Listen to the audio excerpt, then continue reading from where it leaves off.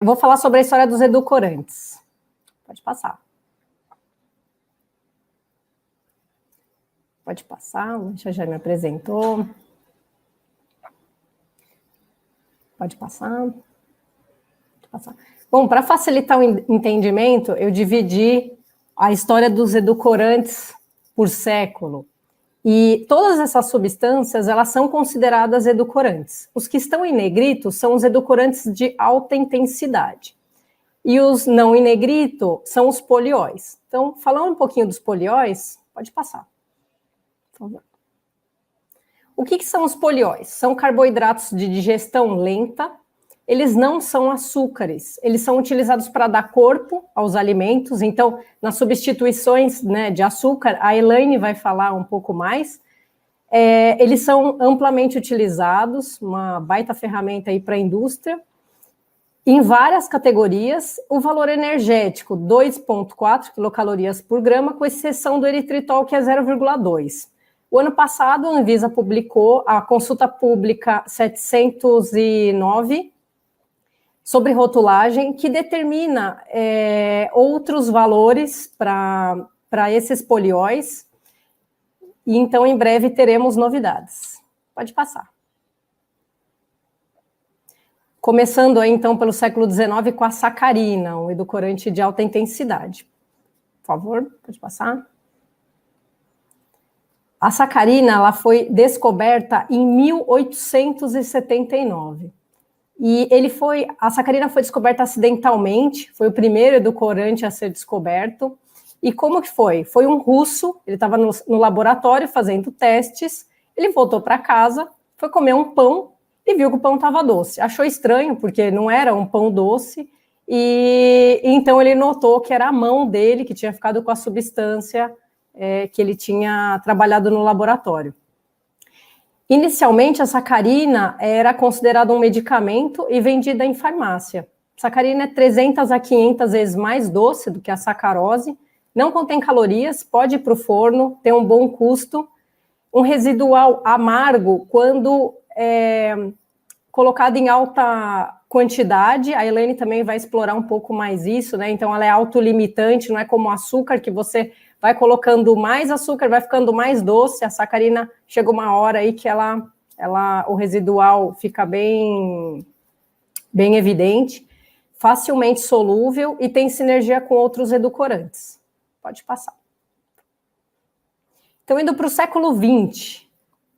Pode passar também. A estévia, a parte doce, né, da molécula da folha da estévia, é o glicosídeo de esteviol, descoberto em 1931 pelo Dr. Moisés Bertoni. É um edulcorante, o dulçor é devido, né, ao glicosídeo esteviol, como eu mencionei, principalmente o esteviosídeo, o rebaldeosídeo A. Rebaldeosídeo B e M são muitíssimo relevantes também. No entanto, eles ainda não estão aprovados na Anvisa. É 200 a 300 vezes mais doce que a sacarose, não contém calorias, pode ir para o forno, e o custo, então, vai depender da purificação da molécula. Pode passar. O ciclamato. O ciclamato foi descoberto em 1937. Foi casualmente um estudante da Universidade de Illinois, ele fumava freneticamente, o ciclamato, né, a substância caiu no cigarro, ele foi fumar e descobriu, então, o sabor doce. Ele é de 30 a 50 vezes mais doce que a sacarose, não contém calorias, pode ir para o forno, ele tem um bom custo e apresenta um leve sabor residual.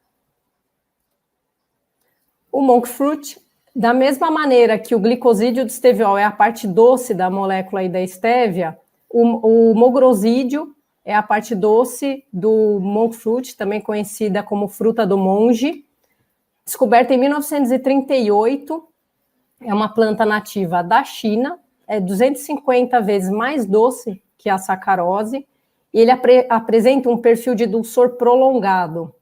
Ele ainda não está aprovado na Anvisa, mas provavelmente, quando for, vai ser considerado um edulcorante. A lulose, descoberta em 1940, tem 0,4 quilocalorias por grama, é indicado para diabéticos, Ele tem 70% do dulçor do açúcar, então ele tem o corpo do açúcar e um pouquinho menos doce. Ele tem um perfil muito parecido com o da sacarose, não tem sabor residual. Ele não é um edulcorante, ele é um açúcar raro e a Anvisa ainda está em avaliação. O Neotame, ele é um dos edulcorantes mais doces que existe. Eu vou falar um pouquinho do Advantame mais para frente, mas ele é um dos mais doces, de 6.000 a 10.000 vezes mais doce que a sacarose. Foi descoberto em 1960, ele não tem calorias e ele tem um perfil sensorial muito similar ao do aspartame. Pode passar.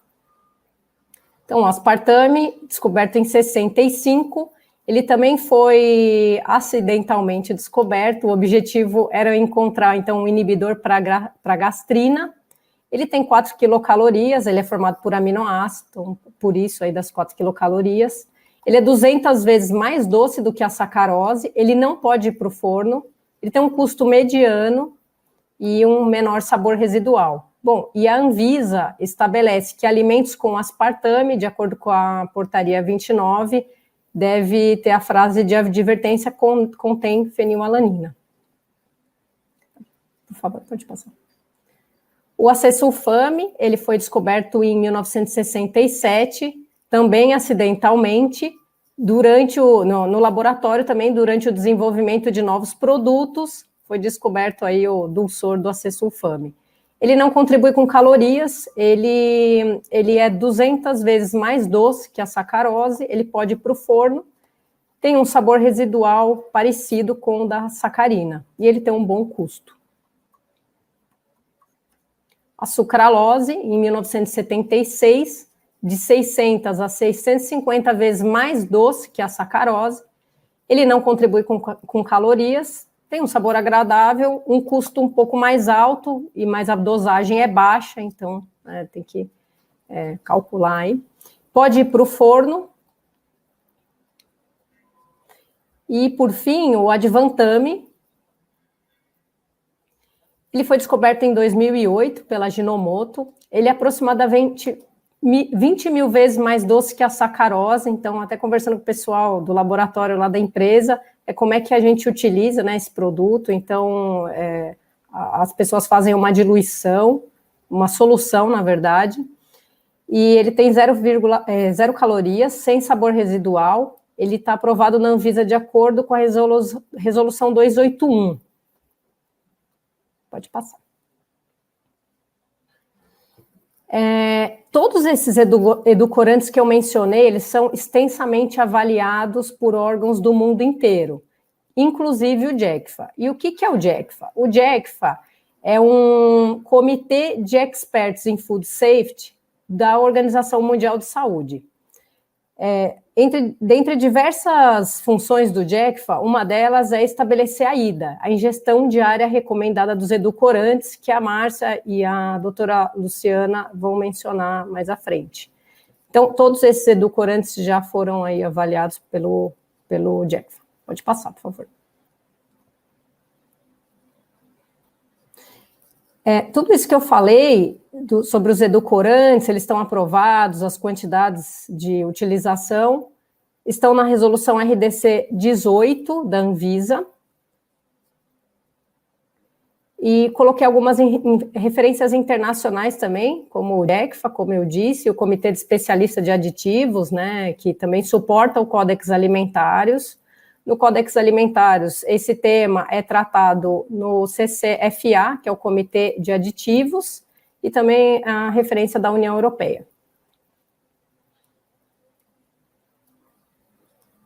E, em resumo, os edulcorantes, eles são estudados há mais de 200 anos, então, como vocês podem ver, eles são seguros, né? Eles são estudados, aprovados por órgãos governamentais do mundo inteiro, aí, por agências sanitárias do mundo inteiro. Eles são como se fossem filhos da mesma família, porém filhos adotivos, que cada um tem sua origem, sua especificidade de sabor, sua estrutura química, propriedades técnicas, potencial de dulçor distintos.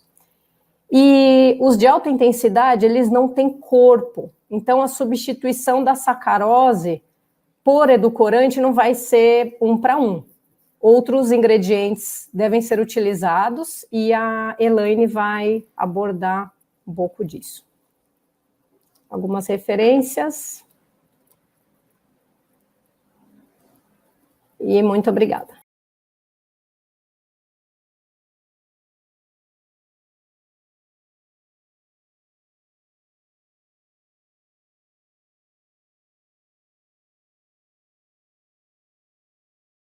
Bom, eu trabalho com adoçantes, né, com edulcorantes há quase 3 décadas, e eles nunca saíram da berlinda, né? Então, nesse nosso programa, eu quis colocar esse tema, que é um pouquinho de reflexão. Não vai ser uma apresentação técnica, mas é uma apresentação mais para reflexão mesmo, para a gente entender por que acontece, né? Por que gera tanta polêmica? Por que o adoçante sempre está numa polêmica? Então, esse é o tema, por que os adoçantes geram tanta discussão? Aqui é uma declaração de conflito de interesse, porque como eu faço parte de vários institutos, trabalho para várias empresas, eu quero deixar claro que o que eu coloco aqui neste conteúdo, nesta apresentação, é a minha visão pessoal do assunto, ou seja, não estou falando em nome de ninguém, eu estou falando em meu nome. Vamos lá? E aí, é assim, como a Karina falou, né? 200 anos, gente, 2 séculos. Então, quando a gente fala, mas o adoçante, tem gente que diz assim, mas o adoçante não tem muito tempo, né? Uma substância nova. Opa, né? Opa. Então, assim, nós ainda estamos discutindo segurança de uma substância, né? Que a primeira substância surgiu há mais de 200 anos, né? 1870 e pouco ali. E assim, e por que as pessoas são tão céticas em relação a isso, apesar de todas as substâncias, como a Karina colocou, terem sido passadas por órgãos científicos que avaliam as substâncias químicas. Então, por que isso acontece? Vamos olhar um pouquinho para isso. A gente tem que olhar, a gente está falando de percepção e realidade, né? Primeiro, que é difícil entender por que alguma coisa doce, sem caloria, pode ser bom, ou pode fazer bem para alguém, né? Então, é complicado, porque a gente tem aquela, se é gostoso, não faz bem, né? E aí, assim, existe as crenças enraizadas, né? Que é isso que eu tô falando, que se é bom, deve fazer bem. E aí, aquela crença também de que comida saudável é insossa, não pode ser boa. E tem ainda uma outra crença que cai diretamente em cima dos edulcorantes, que é a crença sobre alimentos, que é feito pela indústria, então o que a indústria faz, tudo que a indústria faz mal para as pessoas. Então eu sempre explico que a indústria, ela nunca vai fabricar alguma coisa que possa prejudicar um consumidor, porque se esse consumidor parar de consumir, ficar doente, parar de consumir, ela não vende. Então, assim, mercadologicamente não é negócio, né, para a indústria ela fazer alguma coisa que faça mal, né, partindo daí. E aí tem um outro ranço, né, que é produto químico é tudo nocivo, né? Aí as pessoas, a gente entende, né, porque o consumidor em geral, ele não sabe o que é substância química, né? Então, assim, nós somos feitos de substâncias químicas, né? Tudo é química no mundo, tem a orgânica e inorgânica, mas é tudo química. Então, quando, tem muita química aqui, eu falo, bom, que bom, né? Senão não existia nada. E tem também muita gente que fala sobre o tal do hipersabor, né? O que não, é porque a indústria faz uma coisa para viciar. Então, assim, é tudo em torno disso. E aí, eu quero, assim, falando especificamente sobre edulcorantes, por que os edulcorantes sempre estão na mídia do lado ruim? Né? Por que sempre que a gente vê uma notícia de edulcorante, o destaque é o lado negativo, é o ponto negativo? Existem algumas razões para isso, né? O crescente número de estudos publicados sobre edulcorantes, eles realmente não ajudam a esclarecer as coisas. Tem estudo que diz que funciona, tem estudo que diz que não funciona, tem estudo que diz que atrapalha a dieta, tem estudo que diz que ajuda a dieta, então realmente é bem complicado. Tem também o protagonismo dos tais influencers de hoje, né, da mídia digital, que é complicado, porque esses influencers, às vezes, eles não são nem profissionais da área, né? A gente tem ator, atriz, né, filho de artista, falando, dando opinião científica, cozinheira, então é bem complicado. Aí tem também uma outra culpazinha da indústria que a gente não pode deixar de lembrar, que é uma confusão que o marketing das empresas fazem, porque tem a história do clean label. O que é isso, né? Então, hoje vende mais quando você alimento, o marketing das empresas, eles mais mostram o que o produto não tem do que o que ele tem. Então, assim, não contém isso, não contém aquilo, não contém isso, né, e assim, os tais dos health claims, que são os atributos de saúde, né, então, assim, porque tem umas histórias aí que quanto menos ingrediente o produto, melhor, isso é balela total. Aí nós temos também jornalistas não preparados, e não é culpa deles, gente, antigamente, uns anos atrás aí, ainda existiam jornalistas que eram especializados em saúde. Hoje, o mesmo jornalista, ele cobre saúde, ele cobre futebol, ele cobre governo. Então, é complicado. Aí nós temos a fonte, que somos nós. A gente tem profissionais que são preparados, não preparados, né, assim, profissionais recém-formados às vezes, e tem tempo de falar, tem tempo de ser fonte, porque ele quer ser fonte. Aí os profissionais que são preparados, que têm bagagem, eles não têm tempo para falar com a mídia. Aí é difícil, né? E muitos canais de mídia, né? YouTube, Instagram, Facebook, e assim, né? Isso ajuda nessa confusão no discurso. E eu quero falar do primeiro item que eu falei no slide anterior, né? Por que acontece, por que existe essa confusão dos estudos clínicos? Mas, Márcia, se tanto estudo é publicado, o que acontece? O que tem de errado aí? E aí a gente vai olhar, a maioria dos estudos, ela apresenta conclusões e comentários que são muito sutis, e a mídia, quando ela comunica, ela não consegue entender bem e comunicar de forma correta isso. Porque eu sempre digo, quando a gente lê uma conclusão de estudo, a gente tem que ir além, a gente tem que ir no comentário, né? Porque ali até os próprios autores dizem, olha, esse estudo não prova, ele indica que tem um indício de, então a gente tem que tomar muito cuidado. E por isso que muitos estudos apresentam esses resultados bem diversos. E aí, por que acontece isso? Muitos estudos usam cobaias, né, ratos e não humanos. Os estudos observacionais, muito estudo nessa área observacional, e aí eu não posso, nesse tipo de estudo, eu não posso relacionar causa e efeito, né, eu não provo nada. Então é muito complicado isso. Tem até aquela brincadeira, usa adoçante, quem é mais obeso usa adoçante, então adoçante engorda. Assim, é um negócio que não tem sentido falar uma coisa dessas, né? Então é por isso que a gente não pode usar uma observação e fazer uma relação de causa e efeito.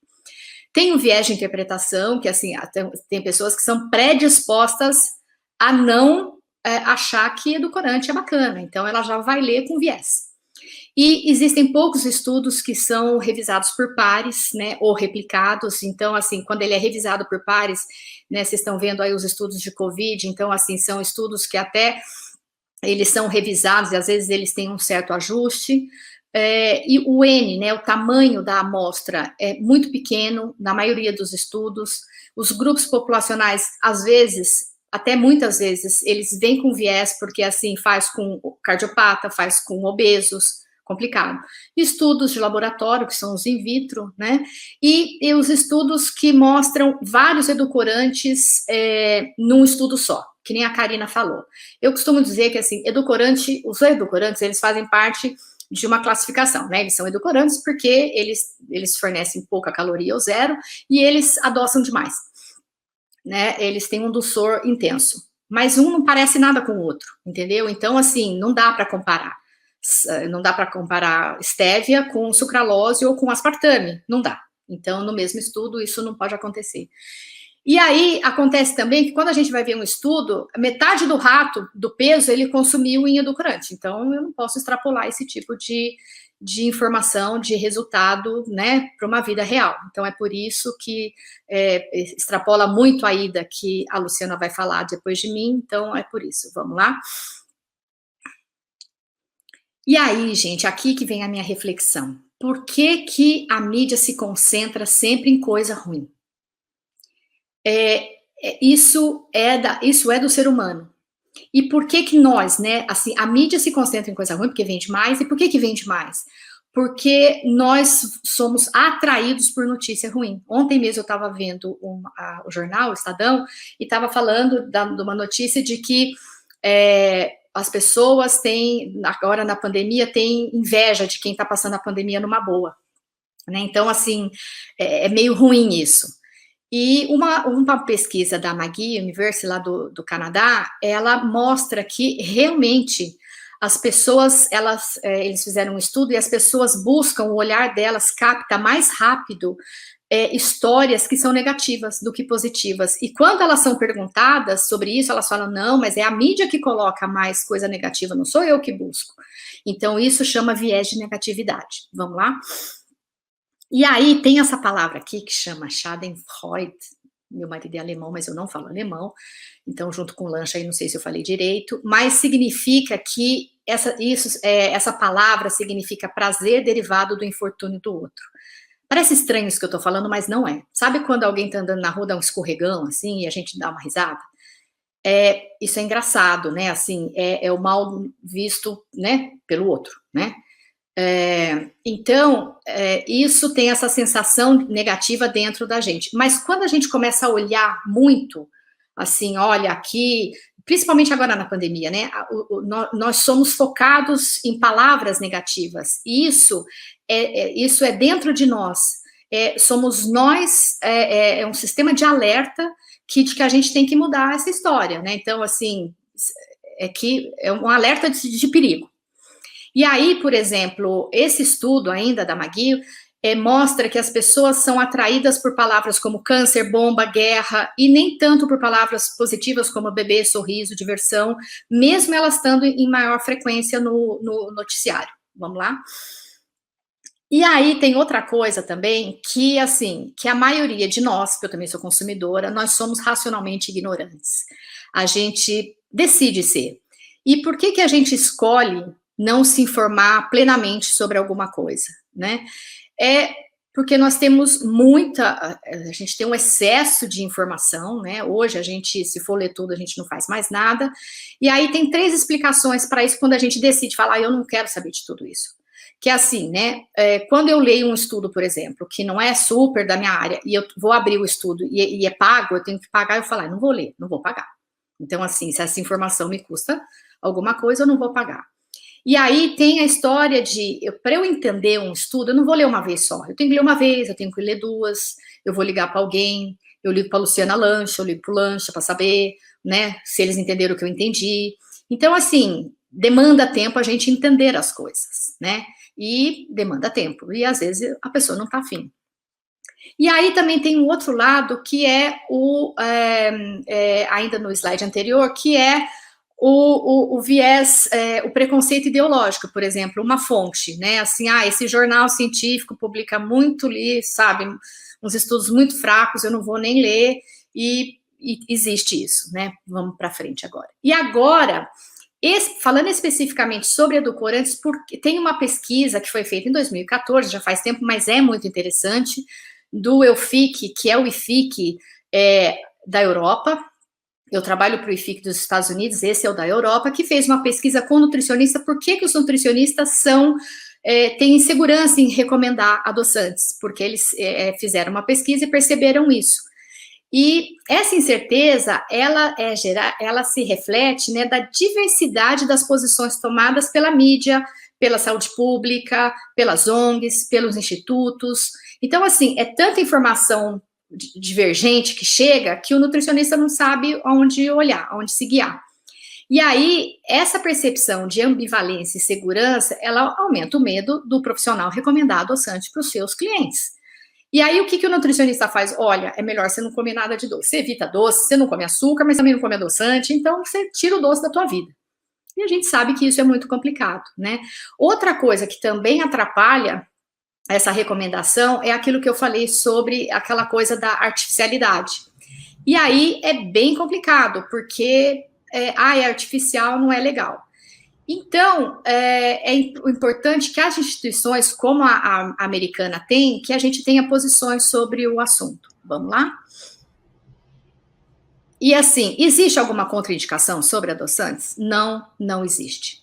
Eu falo de modo geral porque o único que tem é o aspartame, né, que tem a fenilalanina, que é um aminoácido, que a criança, o bebê que nasce com fenilcetonúria não pode com esse aminoácido, né, mas em geral não existe, porque não existe ninguém com alergia, com intolerância e ninguém que tenha passado mal por causa de adoçante, ok?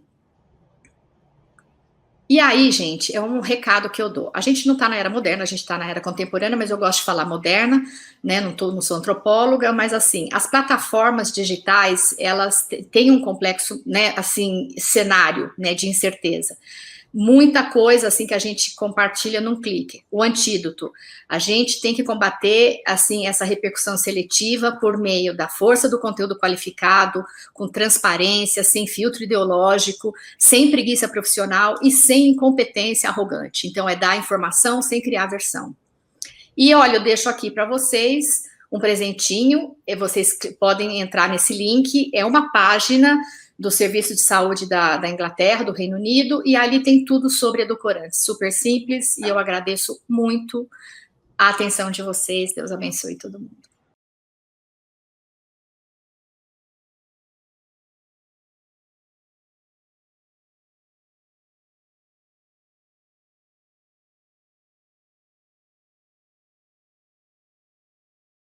Dia a todos, que dia lindo que está aí. Eu agradeço em especial a Nádia, a figura do Dr. Fábio, da Miriam, Márcia Terra, uma amiga, né, que a gente se conheceu nesse mundo de adoçantes, né, Márcia? E bom dia a todos. Meu nome é Elaine, como a Lancha falou, eu sou nutricionista, e eu costumo dizer que os adoçantes me perseguem, né? Eu me formei lá na saúde pública, na USP, então a gente passa pelo HC, e eu fiquei na Liga de Diabetes.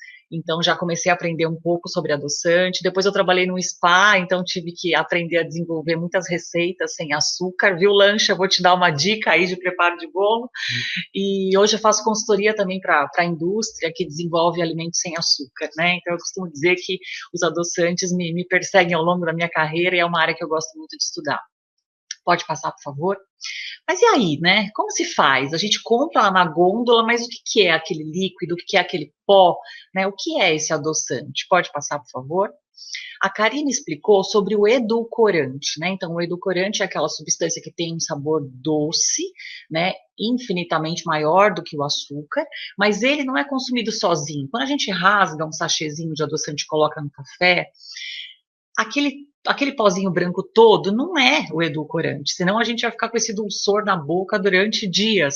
Então, como que a indústria faz? Ela utiliza um veículo, então no caso do adoçante líquido, é água, ou ela usa a lactose, que é o pozinho branco que geralmente tem no sachê, ou ela usa a maltodestrina, que é um pó, né, um derivado do milho, é uma fonte aí de carboidrato, que ele pode ser utilizado nos adoçantes culinários. Depois eu vou falar com mais detalhe. Então, o adoçante, né, muitas vezes o adoçante líquido, ele vai precisar de um conservante, afinal, né, ele é diluído em água, e a água, ao longo de um ano, ela, né, pode estragar. Então, em relação a essa crítica, em relação aos componentes, então, com certeza vai ter que ter um conservante. Eu trouxe até essas embalagens para vocês fixarem um pouco, né? Geralmente, as com tampinha vermelha são a base de sacarina, né? O aspartame tem uma cor mais vinho, sucralose são todas azuis, estévia são verdes, xilitol também está indo para esse verde meio Tiffany, o eritritol mais rosado. Então, vocês olham na gôndola e já identificam um pouco qual a substância ali que entrega o sabor doce, né? E pode passar, por favor? E esses adoçantes, eles são diferentes, né? Então, eles têm potenciais de dulçor diferente. Como vocês olham nessa curva de dulçor, a linha mais forte, né, é o açúcar. Vocês podem ver que tem alguns edulcorantes que intensificam esse sabor até antes do açúcar, então a gente fala que é aquele sabor de entrada, né? E tem aqueles que se aproximam muito do açúcar. Então, quando vocês olham ali aquelas linhas que se seguem, então a gente tem o aspartame, né, que ele é doce, é muito parecido com açúcar, a sucralose, né, que é uma derivada do açúcar, então tem um sabor muito parecido com açúcar, e depois, espera que nem eu estou enxergando aqui, enfim, e depois aqui antes a gente tem o acesulfame e o ciclamato. Então, às vezes a indústria usa um blend de edulcorantes para você ter um sabor mais arredondado no final. Então, a sucralose tem um sabor muito próximo ao açúcar, mas ela demora para liberar um pouquinho esse sabor. Então, quando eu coloco um acesulfame, tem esse sabor de entrada, e aí depois, quando vai descendo o acesulfame, vem o dulçor de sucralose. Então, você percebe um arredondado no sabor. Isso também acontece com sacarina e ciclamato, que são muito frequentemente utilizados juntos. Pode passar? Então, como eu estava explicando, a indústria mistura esses edulcorantes, que são chamados de blends, para reduzir custo, né? Então, às vezes, um acesulfame é muito mais barato do que uma sucralose, então eles fazem esse blend. Há uma sinergia, como eu expliquei, né? Então, muitas vezes, o acesulfame potencializa o dulçor, por exemplo, da sucralose. E em relação ao sabor, né? Então, há esse arredondado do sabor quando você mistura aí as substâncias. Pode passar, por favor?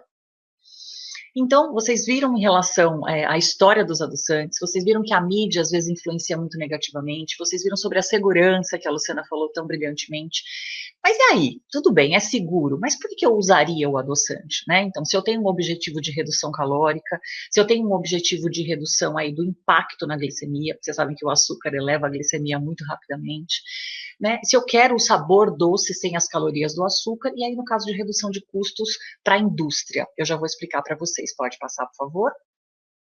Então, pensando na indústria do alimento, a gente tem muitos alimentos adoçados com os adoçantes, né? Desde biscoitos, bebidas, geleias, e na indústria de medicamentos e higiene oral também, né? Então, pasta de dente, xarope, enxaguatório bucal. Não dá para imaginar uma pasta de dente adoçada com açúcar, né? Então, esses edulcorantes, eles já estão na nossa rotina há muito tempo. Pode passar, por favor? E em relação à redução calórica, né? Então, quando a gente pensa num refrigerante, né, adoçado com açúcar, uma latinha chega a ter quase 150 calorias. Quando você retira totalmente o açúcar, ele vai para zero, né? Então, me eximindo de qualquer indicação ou crítica em relação aos produtos, mas a gente sabe que são produtos muito consumidos. Então, já que não tem ali, né, uma quantidade aí em densidade nutricional, por que não reduzir esse açúcar, né? A mesma coisa os achocolatados. Então, a indicação de uso são 2 colheres de sopa. Por quê? É quase uma colher de sopa de cacau e a outra colher de açúcar, né? Então, quando você tira o açúcar e coloca uma pitada de adoçante, então, como a Karina explicou, tem adoçantes que adoçam 600 vezes o açúcar, 300 vezes o açúcar. Então, uma pitada já substitui uma colher de sopa de açúcar. Então, você tem uma redução calórica importante. A mesma coisa para adoçar uma bebida, tipo uma limonada, né? Então, tem gente que consegue tomar sem adoçar, eu não consigo. Então, se eu for colocar uma colher de sopa de açúcar, eu vou acrescentar minha limonada 60 calorias. Enquanto que se eu utilizar uma colher de sopa de adoçante, vão ser 4 calorias, né? Gota, 0. E o sachêzinho, apenas 3. Pode passar, por favor? E essa redução calórica dentro da indústria, aqui no caso é uma barra de cereal, e eles usam esse xarope, né, que é para dar essa liga em todos os ingredientes da barra. Então, se esse xarope tem açúcar, vai ter um aumento, com certeza, no valor calórico dessa barra. Ou no chocolate, né, que ele acaba tendo bastante gordura. Tem alguns adoçantes, chocolates sem açúcar, que a indústria usa adoçantes que têm corpo, que são os polióis, que entregam cremosidade. Então, a gente consegue também ter uma redução de gordura nesses achocolatados, nesses chocolates sem açúcar. Pode passar, por favor? E o impacto glicêmico, então aqui é uma curva, né, que vocês podem ver aqui a sacarose, né, e o aumento ali em 15 minutos, né, então como isso aumenta o consumo na corrente sanguínea, e em comparação aos polióis, né, então você pode ver o eritritol, o xilitol, que não tem elevação na glicemia, por isso eles são seguros para diabéticos também. Pode passar, por favor? Então, a redução de custos, né? Então, como eu falei, você precisaria de uma calda, né, com muito açúcar, ocupando um volume muito grande dentro da indústria. Se essa calda for adoçada com pitadas ali, né, de algum edulcorante, você vai utilizar um volume muito menor. Então, diminuição de custo em relação à cadeia logística, porque os produtos com adoçante, eles acabam sendo mais leves. Uma gelatina que eu ia utilizar, sei lá, às vezes 20 gramas de açúcar para adoçar, eu uso pitadas, né, para adoçar. Então, há uma redução aí no peso desses alimentos também. Pode passar, por favor? Então, a gente falou um pouquinho de aplicação, né, dos edulcorantes na indústria, e agora vamos falar em casa. Pode passar, por favor? Primeiro, para substituir o açúcar, a gente tem que entender a função do açúcar, né? Então, o açúcar, ele entrega o sabor doce, né? Ele entrega aquela cor caramelada, então quando você vai preparar um bolo, que ele fica marrom, né? Aquele caramelo dourado de um pudim, então isso é característica do açúcar, e o volume, a textura, né? Então a gente sabe que no bolo há uma reação ali do fermento com o açúcar, isso libera, né, gases e esse bolo cresce. Então um bolo com adoçante, ele vai ter que ter uma adaptação como os produtos da indústria também têm, né? A Márcia falou um pouquinho sobre isso. Então às vezes você retira o açúcar que tem lá um peso em gramas, né, sei lá, 20 gramas, e aí você coloca uma pitada de adoçante, o dulçor você chega, é fácil, mas e todo aquele volume você vai completar com o quê? Então muitas vezes a indústria pode usar fibra para completar, ela pode usar esses edulcorantes que são polióis, então eles entregam cremosidade, eles fazem calda. Então vamos pensar numa gelatina, né, se eu for fazer uma gelatina em casa, eu vou colocar açúcar, vou colocar as frutas e vou cozinhar. E essa fruta vai se transformar ali numa calda muito gostosa. Quando eu faço isso na indústria, eu coloco a fruta, eu coloco pitadas de adoçante, ela tá doce, mas e a calda que as pessoas esperam, né, na geleia? Então eu vou acrescentar um edulcorante, um poliol, né, que tem essa característica de textura como um sorbitol, e ele vai dar essa cremosidade para minha geleia. Então por isso que, né, isso de ter mais ingrediente é pior, é que às vezes outros ingredientes são associados para trazer essa mesma textura do que a preparação com açúcar. Pode passar, por favor? Então, em relação à aeração, né? Então, quando na receita pede para você colocar todos os ingredientes na batedeira, sempre utiliza clara em neve. Por quê? Porque na clara em neve você vai acrescentar ar, você vai aerar, você vai aumentar o volume do seu bolo. E quando você usa óleo ou manteiga na receita, bate um pouquinho, né, esse adoçante com a fonte aí de gordura. Viu, lancha? Ó a dica para o bolo, né? Então bate a clara em neve, tenta aerar mais o seu bolo. Se é liquidificador ou batedeira, sempre aumenta o tempo de batedeira de liquidificador para você conseguir aerar mais essa massa, tá? Pode passar, por favor? Quando a gente fala de aeração, tem os tipos, né, de adoçante culinário. Eu trouxe aqui para vocês, ó, eu coloquei aqui num copinho, você só explode a tela aqui, acho para ficar mais próxima, por favor. Esse aqui é um adoçante culinário, né? Então, esse adoçante, ele é aerado. Então, como ele é aerado, vocês podem ver, vocês não conseguem perceber como ele é leve, mas aqui só tem 1 grama de maltodestrina, que é o veículo. Ele foi aerado, todo o resto é ar. Então, ele vai ajudar nesse volume da receita e o valor calórico reduz muito. Por quê? Porque tem 1 grama de malto, então tem 1 grama de carboidrato, que dá 4 calorias. Então, ele pode ser utilizado na mesma proporção do açúcar. Se o seu bolo é uma xícara, é uma xícara. Se o seu bolo é uma colher de sopa, é uma colher de sopa. Então, eu posso utilizar na mesma proporção. Esse daqui, ele não está aerado. Então, vocês podem ver que eu vou usar uma quantidade maior, né? Então, quando vocês forem comprar, os adoçantes culinários aerados, que pode ter a base de sacarina, de sucralose, de estévia, você vai usar menos sempre, o valor calórico sempre vai ser menor. Aqui, como ele não está aerado, a quantidade de maltodestrina é maior, e às vezes deixa a massa um pouquinho mais pesada, né? Então, essa aeração ajuda. E aqui a gente tem também os polióis. Esse daqui é o xilitol, que você usa na mesma quantidade do açúcar, exatamente na mesma quantidade. Ele tem um saborzinho refrescante, característico, você pode aquecer. E esse daqui é o eritritol, ele é um pouquinho mais fino e ele tem 70% do dulçor do açúcar. Então, aquela pessoa que já está diminuindo a quantidade de açúcar, né, para se acostumar com teores menores de açúcar, eles gostam muito do eritritol, que tem um sabor bem suave. Tá bom? Pode passar, por favor. E quando você for pensar assim, Elaine, às vezes eu não tenho um adoçante culinário, né? Se eu for preparar uma geleia, por exemplo, eu posso colocar meu adoçante em gotas. Se eu for fazer um doce de abóbora, desculpa, a geleia não, é legal você ter um poliol para dar essa cremosidade. Mas um doce de abóbora, né? Às vezes um doce de banana, sei lá, a banana não estava tão doce, você quer aumentar o dulçor. Eu posso colocar gotinhas de adoçante ou rasgar um sachê, né, do adoçante. Mas se você vai utilizar alguma receita que exige um volume, né, uma mousse, um bolo, é melhor que você use um adoçante especificamente culinário. E se for aerado, você vai ter um resultado ainda melhor.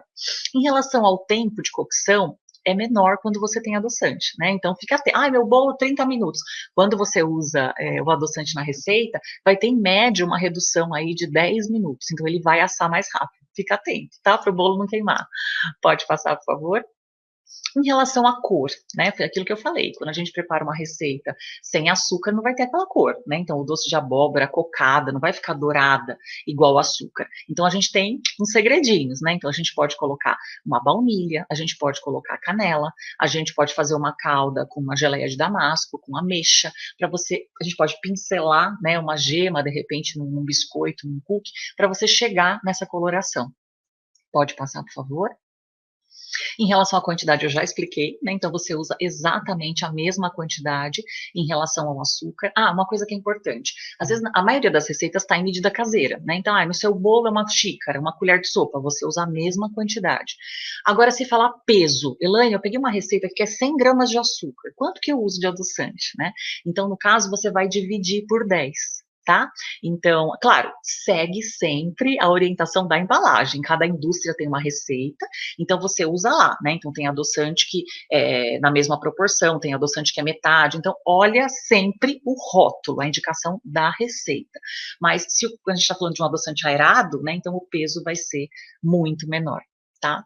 Então, essas dicas espero que tenham ajudado vocês aí no preparo culinário, né? Se é possível ter uma redução de caloria com um sabor muito parecido, né? Eu costumo dizer que os adoçantes evoluíram muito, né? E esses adoçantes mais amargos estão cada vez sendo menos utilizados, porque hoje em dia já tem adoçantes com um sabor muito parecido com açúcar. Pode passar? Eu espero ter deixado a manhã de vocês um pouquinho mais doce, porque o chocolate até pode ser amargo, mas a vida não.